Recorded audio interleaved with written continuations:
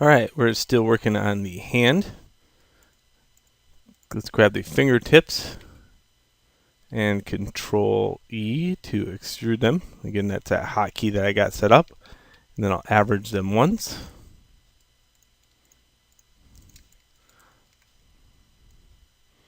Just like that. Alright, ready? Now, make a duplicate.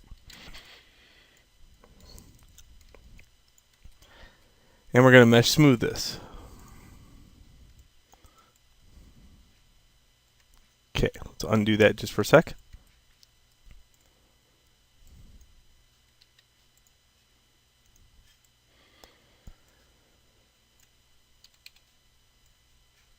There we go, a little bit better. Now, it's so much easier to be able to work with the low poly version and then go like that to see what the high poly version does. Okay, so we're going to kind of keep undoing that just for a sec until we get a few things established. But I would keep the very, very low poly version over to the side. Okay, let's separate these fingers because if we keep them the way they are, it is going to be really, really hard to skin them later on.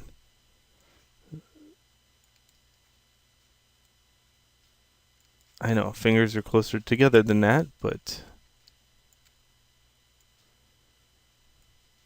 you got to think pipeline down the road. Okay, there we go. Equal spacing between fingers. And also think about, like, okay, your fingers are actually round, not square. So by the time we get done here, all the fingers are going to be round, and that means the center point of the truncated surface, or like the middle of the finger, if you bisected it down this way, it's going to be fatter, and that'll fill in the gaps between the fingers.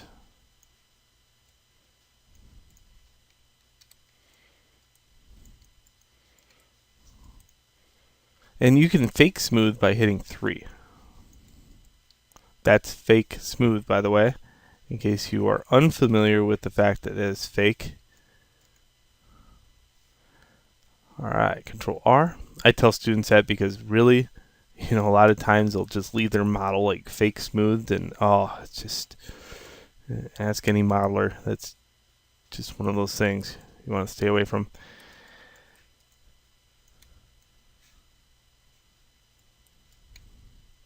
Okay, I'm just raising the knuckles up just a skosh. I'm going to raise this up just a skosh too.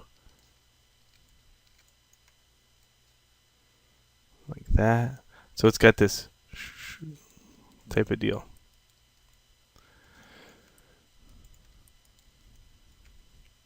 Okay, 3 on the keyboard. Yes, that works out quite well. 1. Now in this area on this side, it puffs up a little bit, so I'm just going to kind of raise that like that. This is going to have to be bigger anyway, so I'm raising it. And all these need to be an average of, so Control A.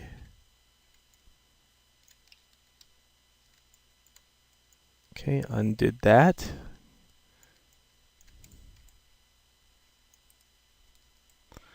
All right, now I'm ready to start thinking about maybe Mudbox. So let's take this and export, send to.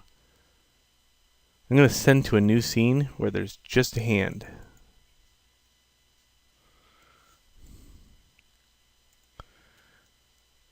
Now I like Mudbox, but we're going to smack the ugly out of it because really it's a hard application to be able to see in. I don't know who ever thought of this stuff. One of the things, we got to go into preferences. I know where this is on a Mac, so we're going to just kind of follow my lead under where preferences is, because Mac and PC always have their preferences a little bit different. There we go, it's under window preferences here. Color, top viewport, we're going to pick this gray. Middle port, top this gray. Bottom, gray. Same gray, all three of them.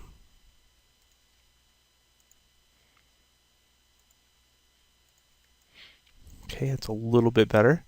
Now under here I can show the flat shading and then the lighting. Okay, notice this weird stuff that goes on here. We're going to go into viewport filters. I'm going to say tone mapper.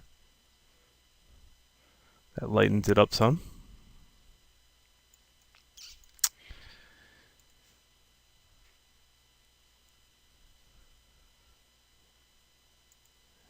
Boy, PC's even uglier than Mac. Alright, I'm going to go back to flat shading.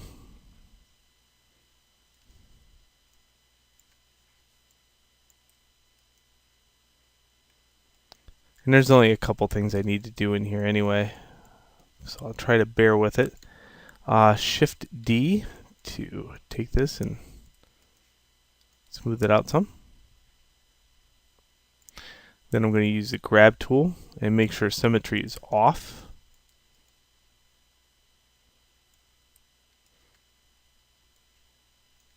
And all I'm doing is basically just taking a small brush, so B on the keyboard to make this smaller, so I can just grab single vertices. And taking a few seconds just to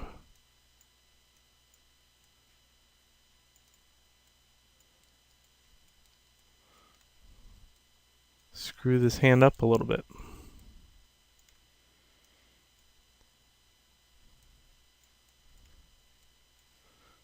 Take tone mapping off, see if that helps.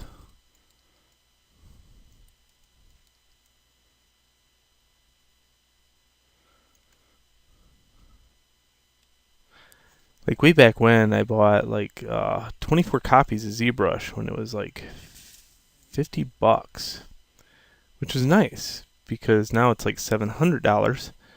And thing is, I totally take advantage of that whenever I can.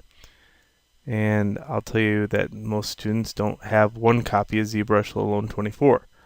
So if you try to teach ZBrush, it's almost physically impossible to do because students don't have it, nor can they ever afford it.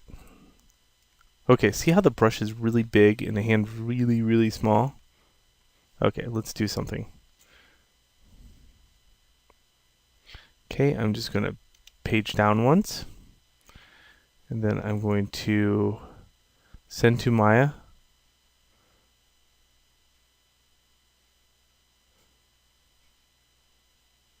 Add selected to current scene. Now it's going to ask me what is selected, so I'm just going to go like that to the move tool.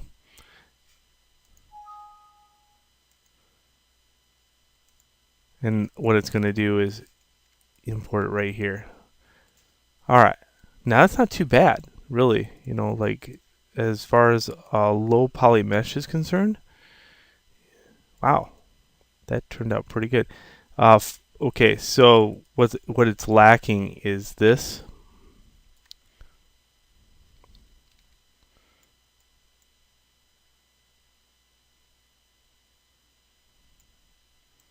Right?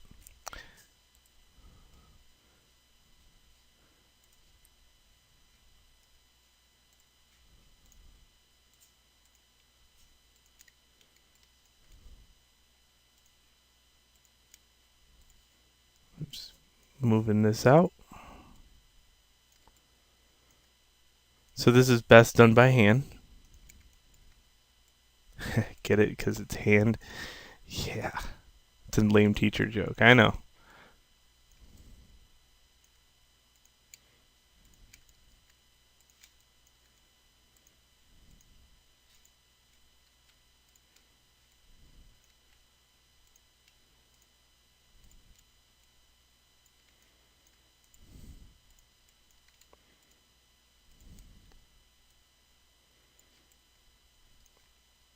There's certain things that are only kind of weird and funny if you're teaching 3D animation and modeling.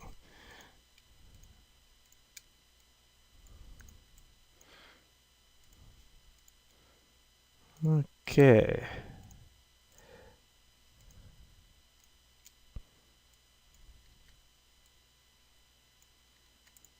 Perfect.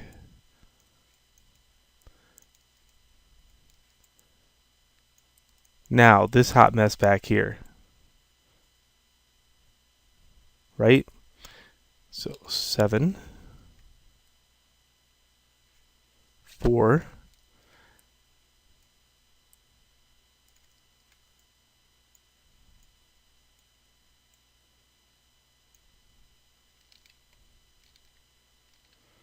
this is nothing you can average or fix by any kind of special tool known to man.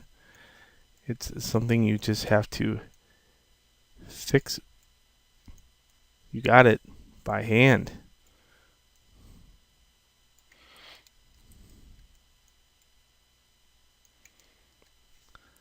Alright, notice on the one side of your hand, okay, there's a large change between the thumb and the wrist. Okay, that angle, right? So we're going to take advantage of that on this side.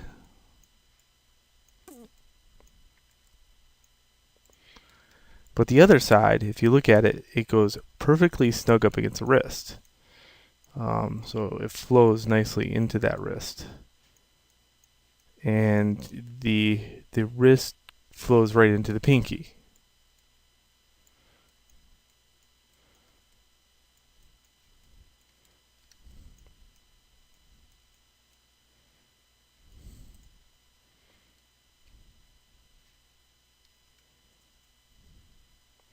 Okay, let's hop back into perspective.